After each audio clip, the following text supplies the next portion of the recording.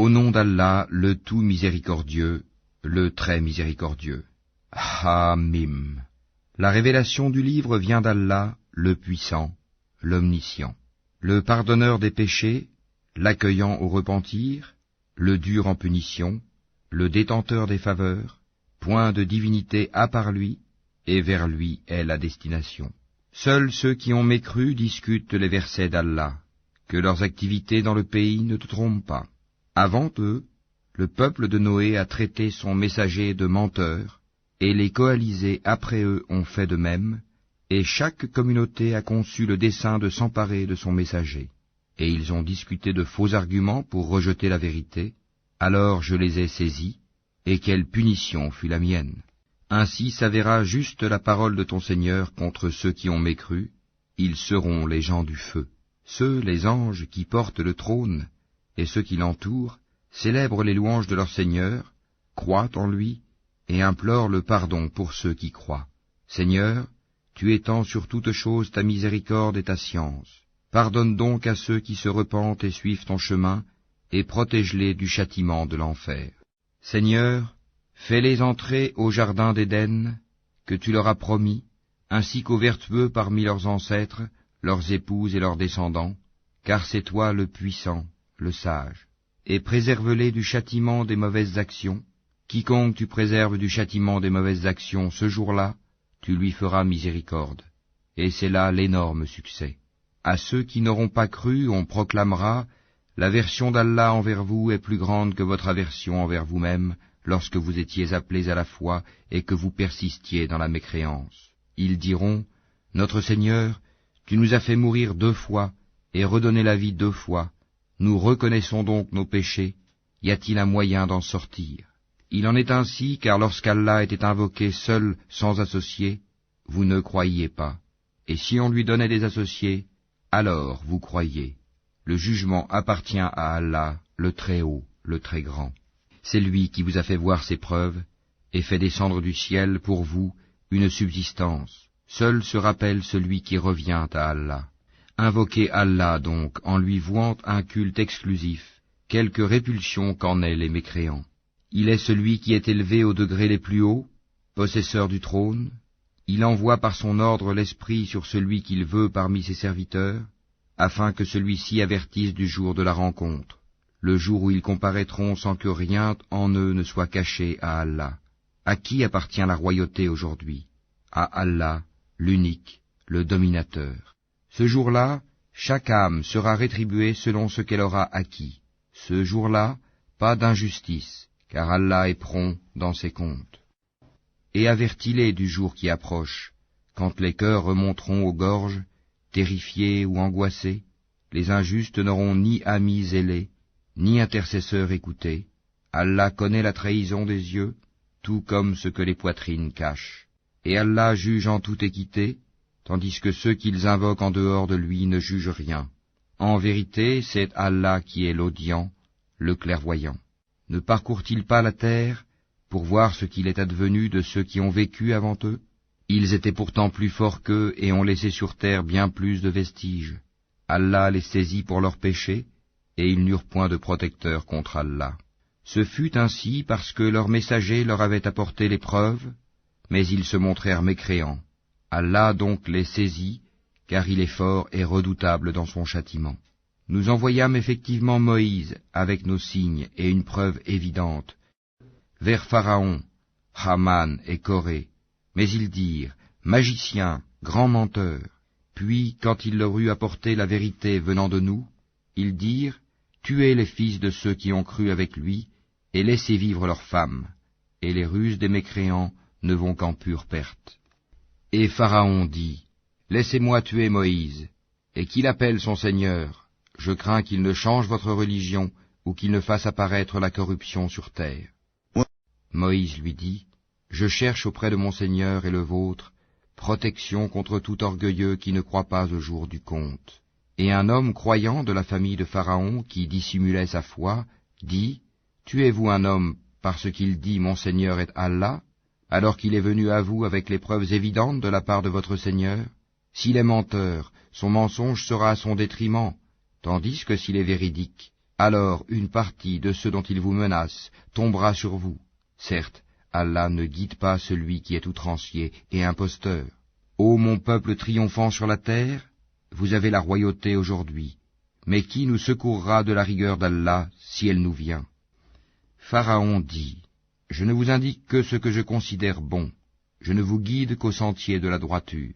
Et celui qui était croyant dit, ô mon peuple, je crains pour vous un jour semblable à celui des coalisés, un sort semblable à celui du peuple de Noé, des Had et des Tamoud, et de ceux qui vécurent après eux. Allah ne veut faire subir aucune injustice aux serviteurs.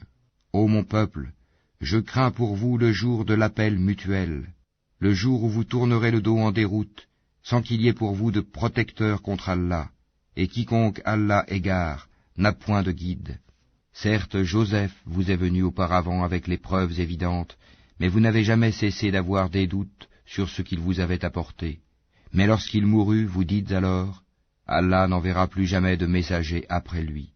Ainsi, Allah égare-t-il celui qui est outrancier et celui qui doute.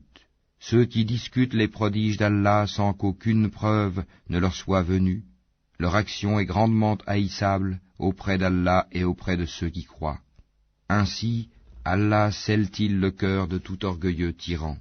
Et Pharaon dit, ô Haman, bâtis-moi une tour, peut-être atteindrai-je les voies des cieux, et apercevrai-je le Dieu de Moïse. Mais je pense que celui-ci est menteur. Ainsi la mauvaise action de Pharaon lui parut enjolivée, et il fut détourné du droit chemin, et le stratagème de Pharaon n'est voué qu'à la destruction.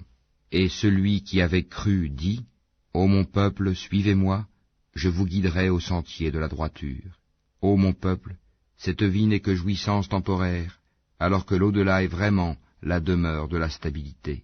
Quiconque fait une mauvaise action ne sera rétribué que par son pareil, et quiconque, mâle ou femelle, fait une bonne action tout en étant croyant, alors ceux-là entreront au paradis pour y recevoir leur subsistance sans compter. Ô mon peuple, mais qu'ai-je à vous appeler au salut, alors que vous m'appelez au feu? Vous m'invitez à nier Allah et à lui donner des associés dont je n'ai aucun savoir, alors que je vous appelle au Tout-Puissant, au Grand Pardonneur. Nul doute que ce à quoi vous m'appelez ne peut exaucer une invocation ni ici-bas ni dans l'au-delà. C'est vers Allah qu'est notre retour, et les outranciers sont eux, les gens du feu. Bientôt vous vous rappellerez ce que je vous dis. Et je confie mon sort à Allah. Allah est certes clairvoyant sur les serviteurs. Allah donc le protégea des méfaits de leurs ruses, alors que le pire châtiment cerna les gens de Pharaon. Le feu auquel ils sont exposés matin et soir, et le jour où l'heure arrivera, il sera dit, faites entrer les gens de Pharaon au plus dur du châtiment. Et quand ils se disputeront dans le feu, les faibles diront à ceux qui s'enflaient d'orgueil, nous vous avions suivis, pourriez-vous nous préserver d'une partie du feu? Et ceux qui s'enflaient d'orgueil diront, en vérité, nous y voilà tous, Allah a déjà rendu son jugement entre les serviteurs. Et ceux qui seront dans le feu diront aux gardiens de l'enfer, priez votre Seigneur de nous alléger un jour de notre supplice.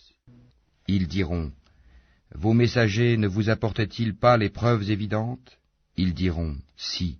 Les gardiens diront, eh bien priez, et l'invocation des mécréants n'est qu'aberration.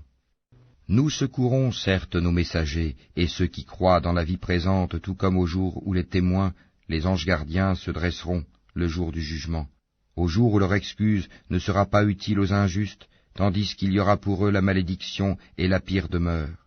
En effet, nous avons apporté à Moïse la guidée, et fait héritier aux enfants d'Israël le livre, une guidée et un rappel aux gens doués d'intelligence. Endure donc, car la promesse d'Allah est vérité.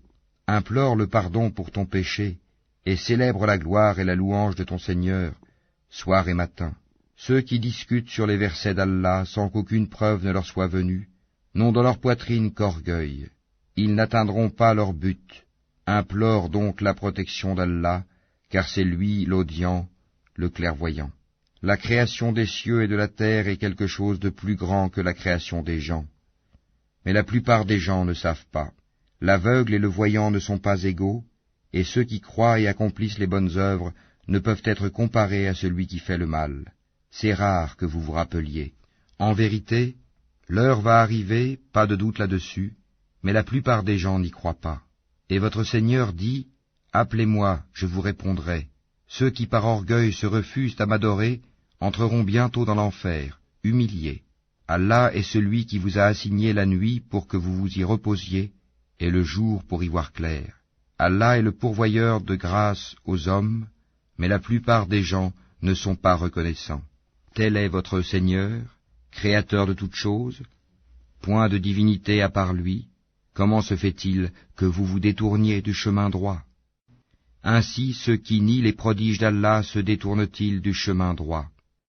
C'est Allah qui vous a assigné la terre comme demeure stable, et le ciel comme toit, et vous a donné votre forme, et quelle belle forme il vous a donnée, et il vous a nourri de bonnes choses.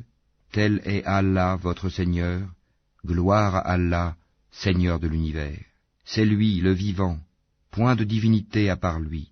Appelez-le donc en lui vouant un culte exclusif. Louange à Allah, Seigneur de l'univers.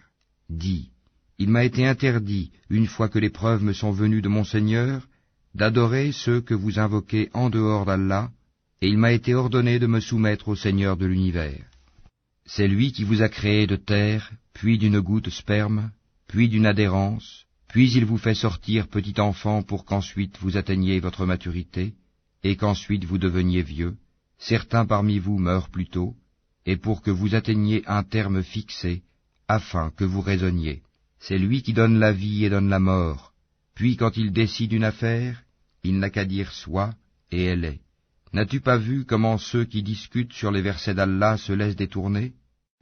Ceux qui traitent de mensonges le livre, le Coran, et ceux avec quoi nous avons envoyé nos messagers, ils sauront bientôt, quand, des carcans à leur cou et avec des chaînes, ils seront traînés dans l'eau bouillante, et qu'ensuite ils brûleront dans le feu. Puis on leur dira, où sont ceux que vous associez? À Allah, ils se sont écartés de nous, diront-ils, ou plutôt nous n'invoquions rien auparavant. Ainsi Allah égare-t-il les mécréants. Voilà le prix de votre exultation sur terre, sans raison, ainsi que de votre joie immodérée. Franchissez les portes de l'enfer pour y demeurer éternellement. Qu'il est mauvais le lieu de séjour des orgueilleux. Endure donc, la promesse d'Allah est vraie, que nous te montrions une partie de ceux dont nous les menaçons, ou que nous te fassions mourir avant cela, c'est vers nous qu'ils seront ramenés. Certes, nous avons envoyé avant toi des messagers. Il en est dont nous t'avons raconté l'histoire, et il en est dont nous ne t'avons pas raconté l'histoire. Et il n'appartient pas à un messager d'apporter un signe ou verset, si ce n'est avec la permission d'Allah. Lorsque le commandement d'Allah viendra, tout sera décidé en toute justice, et ceux qui profèrent des mensonges sont alors les perdants. C'est Allah qui vous a fait les bestiaux pour que vous en montiez et que vous en mangiez, et vous y avez des profits, et afin que vous atteigniez sur eux une chose nécessaire qui vous tenait à cœur. C'est sur eux et sur les vaisseaux que vous êtes transportés. Et il vous montre ces merveilles. Quelles merveilles d'Allah niez-vous donc? Ne parcourent-ils donc pas la terre pour voir ce qu'il est advenu de ceux qui étaient avant eux? Ils étaient pourtant plus nombreux qu'eux et bien plus puissants, et ils avaient laissé sur terre beaucoup plus de vestiges. Mais ce qu'ils ont acquis ne leur a servi à rien. Lorsque leurs messagers leur apportaient les preuves évidentes, ils exultaient des connaissances qu'ils avaient, et ceux dont ils se moquaient les enveloppa. Puis, quand ils virent notre rigueur, ils dirent, « Nous croyons en Allah seul, et nous renions ce que nous lui donnions comme associés. » Mais leur croyance, au moment où ils eurent constaté notre rigueur, ne leur profita point. Telle est la règle d'Allah envers ses serviteurs dans le passé, et c'est là que les mécréants se trouvèrent perdants.